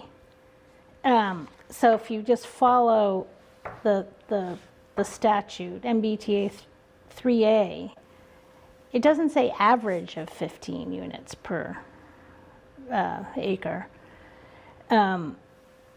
So I think we're trying to do too much with the MBTA zoning. But if you think about the way it was, maybe it was contemplated, if you say, okay, the red line goes through Quincy, and they have whatever existing fabric around those red line stations, that's a lot different than the fabric we have around ours. So I don't know what was in the legislators' minds and how they came up with 15 units an acre as being the right thing. I wish that they would justify how they arrived at that density, because I'm not sure that it's a planning. What's the planning logic? And maybe there is a planning logic for that that's what triggers you to allow mixed use, for example, because that triggers enough people to be able to support a local restaurant or cafe. But it's not something which has given us any flexibility. This is one of the things that I think has been a little bit of a struggle. But the things that are in the guidelines do give flexibility, or in the regulations rather. I think we've studied those quite a bit and to see. It's most likely that what we're facing in Milton was never contemplated. Never. The idea that the classification was arrived at, and the notion that our transit is on the boundary of our town with the city of Boston, and then we have this notion that, well, 50% of it doesn't have to be within a half mile. In a town that's as densely built out as Milton, has created so many problems for Milton. If we had simply been recognized as a community that was disadvantaged by the location of the transit, and we were given the expectation to accomplish 50% because we can't go the half mile on the other side of transit, this probably would have been resolved a long time ago. But this idea that we're wandering around Milton, how many different neighbors have we heard over the last year and a half talk about how they felt about this being applied to their neighborhood? Today, we just heard from several neighbors that are not happy with what we've talked about within the commuter rail area. We've heard plenty from the folks in East Milton. We've heard plenty from the folks on Granite Ave. We've heard plenty from the folks on Elliott Street. It was never contemplated. I don't believe Milton was ever contemplated by anybody that worked on this, and no one ever really imagined how difficult it would be to accomplish this in Milton. Milton is probably the most unique community within all of the 177 communities that are challenged with trying to achieve this. So I don't believe there was ever adequate contemplation of what's happening right here in this town. So, look at what we're trying to do. I agree with what you said, Cheryl. The spirit of this, and I think I've said this numerous times, the spirit of building housing, long before 3A was even a law. This goes back years and years and years ago. The idea was to build housing where there is rail transport. That's a notion that is decades old. That made all the sense in the world. I remember building a project 20 years ago on a rail line. That makes great sense. What you said earlier about building in an area where there is transportation, where there also is amenities that people can walk to. Yes, a bike trail, perfect. All of that's great. We're forcing something into Milton, forcing it into neighborhoods to reach a calculation that was never really imagined of what they were going to ask Milton to do. So. But I even think the 15 units an acre apply to an area which has 1920s era built out character, and it was built with the transportation in mind, that area. And so I don't think very many other communities have had the situation where they're rezoning single-family parcels for it. And Cheryl, it also works, I think, in communities that are, well outside of where we are in proximity to the city of Boston. You move yourself out into some of these communities, there's a lot more open land, there's a lot of land that's available, near rail that you can put 15 units per acre on, and it's not going to create the scenarios that we're developing here, But I do think, Granite Ave North, Unquity House, extra space storage, we've identified places where we can, and that is within a half a mile of a trolley station. By doing those and then still having the Elliott Street corridor at a lower density, I think is the best approach to meeting what is required of this law. And whether it's the letter of the law or the spirit of the law, we can debate, I guess. But the approach that I think we've taken to it, which the guidelines have allowed us to do, is what allows us to even get close to having something that works for Milton. I really don't think the 15 units an acre blanket across whatever's there is a good approach. I don't like it. That's why I like the guidelines better, or the regulations better, because they give us more flexibility. Great. So thank you, Tom. I appreciate your being here. We're going to, we will be presenting all three of these and be able to sort of hear from the residents, hear from the community. I think we should share Tom's memo with town council, because I think what he's saying is guidelines can't be in conflict with the statute, and that's what we have. We have regulations that are using the term rapid transit again and again when there's no mention of rapid transit anywhere in the statute. So there's things that, yes, HLC was asked to promulgate the guidelines or the regulations for the statute, but they can't expand on what the statute is. They can define within the parameters of that statute. But so I think that's where I'm struggling, and I have finding conflict that it can't be more than what is in there. And to what Tom was demonstrating was Section 5, Section 1A, I believe, does use the term rapid transit and does use eligible parcels, but that's not in 3A. Yeah, so I guess I really see that as sort of a legal issue. Yeah, And I do too. so I think from our point of view, we're trying to address the three scenarios that Right. we have felt like We're trying to do. that we're prepared with three scenarios, depending on the legal advice that the town gets. Because I don't feel like it's our role to make a decision about that. That's really the select board's role. But And Thursday will really be to hear from the residents on, we're trying to find the best scenarios and have something that's statute compliant, but looking at the best alternatives. so Well, to part your of our responsibility, though, I believe, is that the select board has identified that they feel 10% is fair for Milton, right? That's what the select board has said.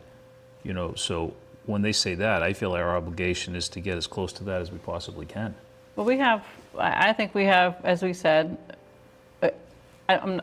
we have statutory, which I don't like that, for reasons I've already said.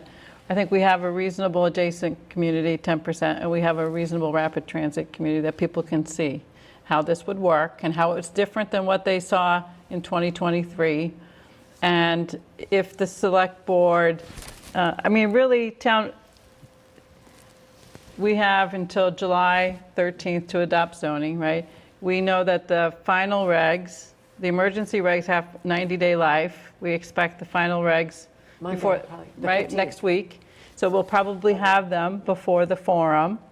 And then the question is, if those regs say, as the emergency regs say, that we're a rapid transit classification, then the decision needs to be made, what's presented to the town meeting to approve in June, right? Right. And if there's some other legal thought about it, that's really coming from the select board, because we don't have any authority to make any kind of legal challenge or recommendation. So I think our best bet is to have options available.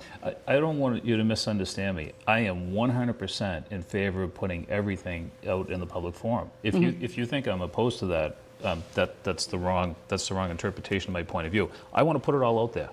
And I look forward to the residents having an opportunity to see everything that we've created, all the plans. I'm not suggesting we only put one plan out there, not at all. I want them to see the 25% plan. I want them to see and I'm going to try to start referring to it as the commuter rail station plan, right? Because again, if we're going to follow a statute, follow the law, we should probably use the correct title. So I want them to see all of it and give them a chance to, you make some valid points about some of these areas that I think are really appropriate development. And even if we weren't forced into it, it might be a good idea to do some of the zoning anyway, right? For some of these areas, when you talk about, Milton Station East, there's some really nice development opportunities over there. We probably should be talking about it, even if we weren't forced into it. So I want to talk about all of it. This has gone on for so long. We got to get this thing to the end. And the other thing that I'm hoping, if we're going to be reaching out to town council, I would also like to know if HLC has done their small business impact analysis. So that is one of the requirements of the Administrative Procedures Act. And I haven't seen that. I've been sort of following that closely, and I haven't seen that they have done a small business impact analysis. So I'm not sure if you know if they have or not. And will that analysis be released prior to the final regulations? I would think that they would be, as that is a mandatory step. Maybe that's something Cheyenne can, or Nick Yeah, can Cheyenne, ask can you about. note that? Yeah, if the small business impact analysis. And the other thing, from a policy perspective, is our Economic about the feasibility. unfunded mandate. Sorry. You know, so who, again, if we're going to stay in our lane, the policy is maybe from the select board is looking to get a determination from a court. Because my understanding is, since the auditor has already acknowledged that it is an unfunded mandate, now it's up to every town to petition the court to get that, that determination officially. So my question is, when is the town of Milton going to pursue that policy? Most of our work was funded by grant money, though. Most of UTIL's work and RKG. But the work unfunded was- mandate is not just about doing the Study. work, the study, it's really the future impact. There's, well, all right. That's, Yeah, we have- again, So that's a Correct, question. so Another that's just a question. Okay. question, those are my We questions. should actually pursue that. I mean, do we suggest to the select board that they pursue the unfunded mandate? I mean, the way I understand it, it's a We should one-page talk to Nick and. petition. yeah. It, like I know in Have they the, discussed it? yeah, like I know in the past, I think didn't we write a letter or suggest to the select board that we encourage them to seek reclassification? So would we, as a planning board, do a similar letter to the selectmen saying we would like them to pursue the unfunded mandate through the courts? You know, I did share maybe a month ago an email, or by email, grants that were awarded to towns, basically infrastructure, you know, that would be applied towards those who are compliant with 3A. So I don't know where that, Yeah, how that I don't interfaces think with that a, justifies the unfunded mandate. It's worth talking Yeah, to Nick about that. I yeah. think it is, yeah. And Yeah. I think we should eventually take a vote and pursue it, or not, or take a vote to Well, I not think pursue the it. select but board would have to take that vote, but we can talk to them we and could- relay that we're We could show our support for something like that. interested in finding out where they're standing on this. Yeah, and my understanding is it doesn't necessarily have to be just the selectmen who do that. It could actually be 10 residents of a town could actually do that as well. I think it's a stronger argument if it select board. comes from our select board, but I don't think that that's the only option. Good. Well, thank you. I feel like this was productive. Did so anyone have anything I just else? Yeah. wanted to see it to your point earlier, Meredith, about getting material posted. If Cheyenne could ask you till when they think they would have a package ready, and I know we don't have another meeting before then, but it would be nice maybe to have a look at it before it gets posted, just if in case we have any questions, we can channel them through Cheyenne. And they should have plenty of time since they Yeah. were able to get this information. And maybe hope to have it posted by Monday or Tuesday, maybe at the latest. But if we could get a quick look at it, just to make sure it's what we understand it to be, like if a slide we think is missing or something like that, we can make sure it gets included. Yeah. So Cheyenne, is that something that you can check in with UTIL about? Yes, I won't be back in the office till Monday, so I'll have Julia do it tomorrow. Ask him for the packet and we'll get it. Okay. Okay. And Cheyenne, we're also going to need to file this amendment to the special permit. Will Julia be able to, Julia, will you be able to do that tomorrow? I'll leave it on your desk. Sure. Bring it down to Sue, and I did date it, so Thank you. we were all together tonight. So, Yep. Can we talk for a few minutes Yeah. before we Yeah. close, just about how we're going to, how this is going to be conducted at the Council on Aging?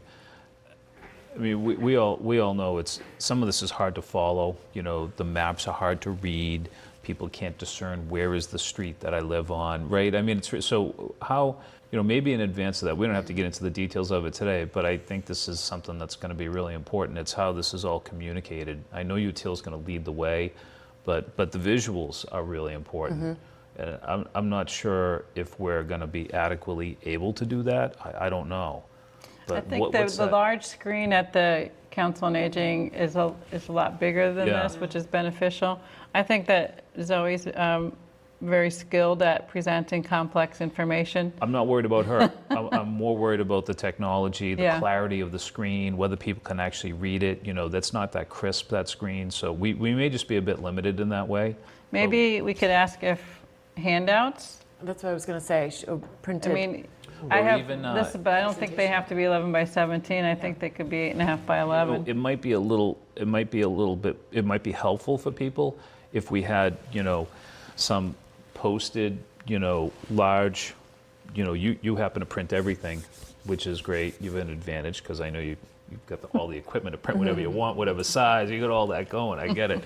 But it might be helpful if we have some printed Yeah. so people could actually see them either on easels or posted on the wall. But, there's a ton here for people to digest. And Well, maybe even just 3 maps, sure. Yeah. at at least 30 by 42 inch size. Yeah, typical drawing size that we typically see. Yeah, I think we should put a little bit of thought into that so we don't have people frustrated at the end of it, like I couldn't understand and I was sitting in the back and the screen was a long way. You know what I mean? That's we don't have too many chances to do this right. So. And not to put more work on our town staff, but when maps are created, they actually are able to do an Excel spreadsheet of each property by the property ID. So I know Alan Bishop in the GIS department, he has provided a list of the actual addresses. So I don't know if he has the ability to have that ready for the forum. We certainly can request it because I think it's It might built be, into the. I hate to ask this of the chair, but I'll ask it. Yeah. It may be worth like a dry run between you, Cheyenne, and Zoe next week before the meeting, just to discuss Yeah, how we're going to have this all prepared.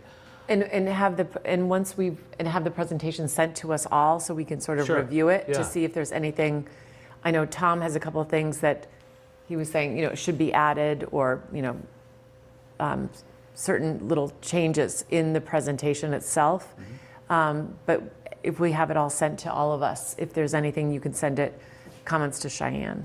So I think you shared Tom's email with UTIL. I'd also think that there's information in Mr. Hookinson's email that Yeah. could be shared with UTIL as well. So just so that those are the most detailed comments that we have received. So rather than just having one person shared with UTIL, have the other person Yeah, shared with UTIL Eric should be as well. sent along too. Yeah. Okay. So if Cheyenne could do that as well. Now, would town council have an opportunity to send his comments to UTL as well? All before Because Thursday? because all of this, a lot of the, I mean, it's all legal. It's all, Yeah, so that's why I'm a little concerned about having UTIL, instructing UTIL to change their comments and not having us sort of have a Have chance to town see it, council to to have review it. That's why I anybody want see town it. council to look through it. Yeah. Yeah. So I have a quick note. Our next meeting, or at least Nick and I's next meeting with UTL isn't until next Wednesday. And I think when I was talking to Nick earlier, we were kind of wondering what, like, if everything would be wrapped up today. so that they can start working on things. So I think if we start adding more and more comments at the beginning of next week, it's not really going to give them much time to reproduce and then send out and do a dry run all before Thursday night. So I think if we said. I don't think there's many changes. It was just, Cheyenne, if you read there were a few things, maybe adding the definition. I think the definition of three-family was the only thing that Was a definition. that should be a change in there. And also eligible Materials. parcels. I think there was a comment that eligible parcels was not included in the statute. It was in 1 and 5, section 1 and 5, but eligible parcels is referred to. So that's a town council question, too. So Eric Wilkinson specifically in his letter says, I respectfully request that neither this email nor my previous ones are used to justify further revisions or anything Okay. of the sort. So I think we might want to not forward his email Okay. to anyone. All right, well then, Yeah, that's great. it just becomes a question of, we're instructing UTIL to change some things about what they put in as their interpretations and doing their work. And I'm just, Well, we can just ask. I guess, it maybe might not raise be the anything- question for them, Yeah, it but I might don't not think be we should significant. instruct them to change what they think is And we can- the proper.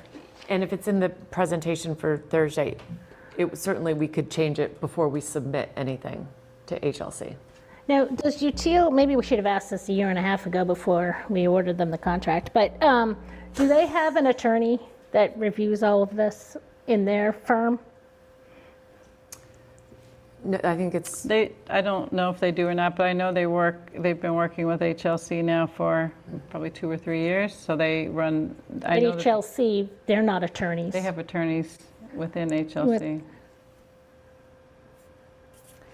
And they're not looking out for the best interest of the town of Milton, they're looking out for the best interest from the state. Yeah, well, they don't represent Milton, that's Yeah, for sure. correct, We have town council for that. All right. yeah. So Right. we'll have town council review it and before any changes are made.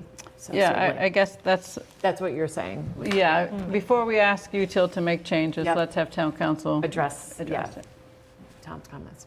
And good catch, Jim, on what he Yeah, said. if you start reading the end of the email. Anyway, Thanks, it's all Jim. good. Yeah, Anytime. you saved me. I'm here. I'm here for you guys. All right, great. Yeah. one last But question. I'll follow up with them. Yeah, okay. Can we just quickly talk about May? May's a busy month. We have town meeting, and can we just talk quickly about what our meetings are? Yes, that reminds me, I do have two questions. One, Cheyenne had said because of town meeting, do we want to move our regular scheduled meeting to the following week? Right, I think 'Cause it Cheyenne was- was suggesting go from the 8th to the 15th. Is that? Yeah. Is that what? And I think Cheryl responded, we just don't know where we're going to be at that point. Yeah, I was just concerned but- that we need adequate time for submitting articles.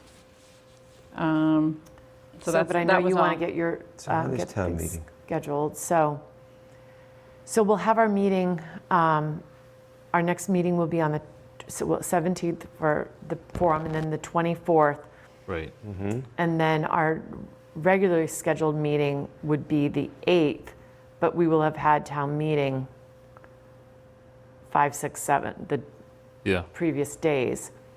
So So do you know when we have to have the public hearing for articles for a June 16th town meeting? And when do we have to have final language Cheyenne, do you submitted? even have that date? I know it's on our timeline in the Zoe's Yeah. earlier presentation, I believe. Or part of it. Well, Yeah, but do you recall what that date is? I'll look at the we presentation. made like a personal one. I think we were gonna do around the 22nd. And then we were gonna get everything ran in the times by like early May. So the 22nd would be our public hearing date. But the language needs, I thought it's like a month before town meeting that it goes to the printer. So I thought the warrant is finalized on the 16th, and then we're having the public hearing after the warrant is finalized? We can do that. Tim would always say you can have it up to the week before, but obviously it makes sense. prefer to have it earlier. So my concern would be then to go from the April 24th and then not have a meeting until the time that it has to be finalized. Because you're talking about having a Well, the end of meeting May. when? So we could. Because the 16th is a Friday. 15th is what we were talking about. So it's Friday the 16th, or the 16th of May is a Friday. So we would just have, that would be the last meeting or the last discussion before it has to be sent to print. So does this, are we really trying to decide if we can manage one on the 8th? Is that really what's coming down to? We have town meeting the 5th, 6th, and possibly the 7th. Yeah, I think it's just whether, realistically, what it's going to take to get to the, Yeah, to this end but line here. that's the challenge, right? 4 Yeah. nights in a row. Right. So if Well, the there's, bigger challenge is we have an election in between. we could also schedule a meeting for May 1st. Meaning I might not be here. Or myself. Then I don't have to. I'm not worried about it So anymore. I don't know if it's too premature to be talking about It the 8th. probably is. That's right. What about May 1st? And then the bigger thing May 1st? is what May happens. 1st and then May 15th. That makes sense. That almost, I know. I will probably be, about it all. I'll be late on May 1st. I have a board meeting that I have to be at. okay. So I could be here, but I probably couldn't get here till 8 o'clock. Okay. Well, it just, I think we could put it in the, pencil that in just, I do think, given where we are, that would give 3 meetings between the public forum and the final language. Yep. If the board was able to move to Wednesday the 30th, I could be here on time. April 30th, I could do that. I can do the 30th. How about Cheyenne and, Cheyenne, would that be good for you? Yeah, I'll be around for the 30th, but not town meeting, just so everybody knows. Okay. and what about the, so then we would go to the 15th, Yeah. May 15th? That would, Maybe we tentatively schedule the 8th if we just need to meet quickly on something. But I don't, so you want to put a April Like just- 24th, April 30th, May 8th, and May 15th? and we'll just put those in as placeholders but So, hopefully we won't need all of those. so Julia or Cheyenne, can you send out calendar invites as holds for those for us, Yes. please? And one other, just last thing I meant to mention is Tom Caldwell is trying to get things lined up for the June town meeting and get his comments done as quickly as possible, and has invited us to come for just Q&A with the warrant committee on the East Milton overlay zoning. And I told him that next week is a really busy week for the planning board with the forum and other obligations. So wondering if the following week, let's see where I was, Quick question, did you say May 13th or 15th? 15th, Okay, thanks. because you all have Monday, the candidate forum, and then there's Oh, I Thursday. can't make the is- 15th. Oh, you can't meet the 15th? No, my daughter's graduating. That's a good excuse.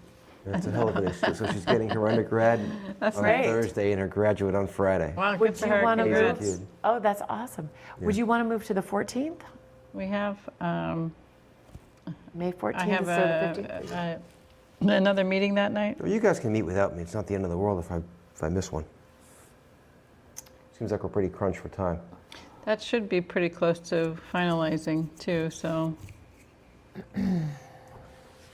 I won't take it personally if you guys meet without me. Okay, all right, then we'll keep the 15th for now, but if we need to adjust that.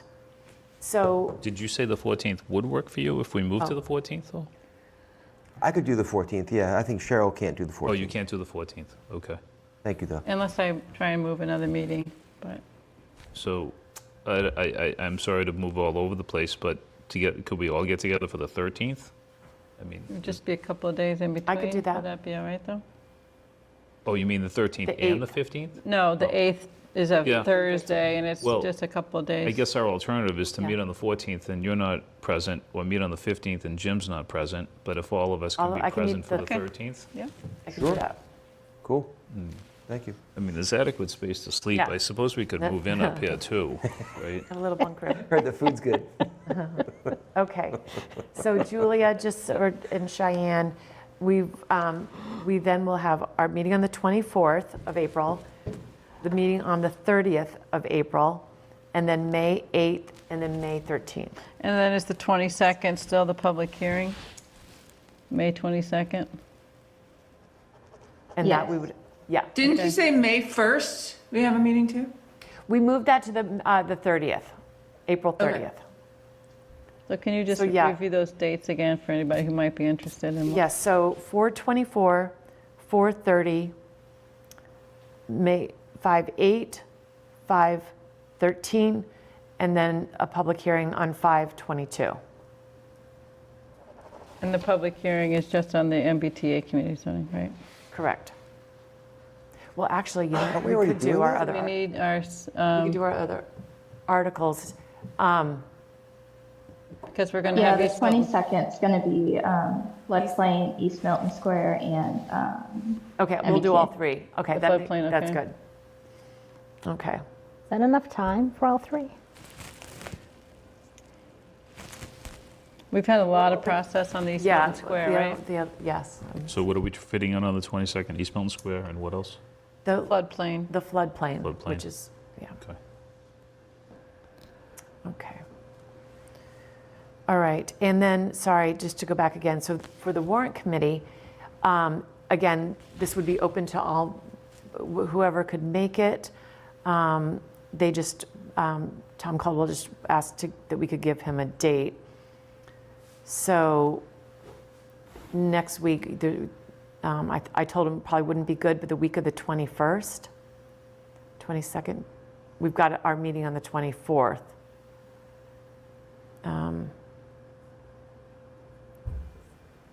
Would Monday, the 21st, What am I doing? work for people?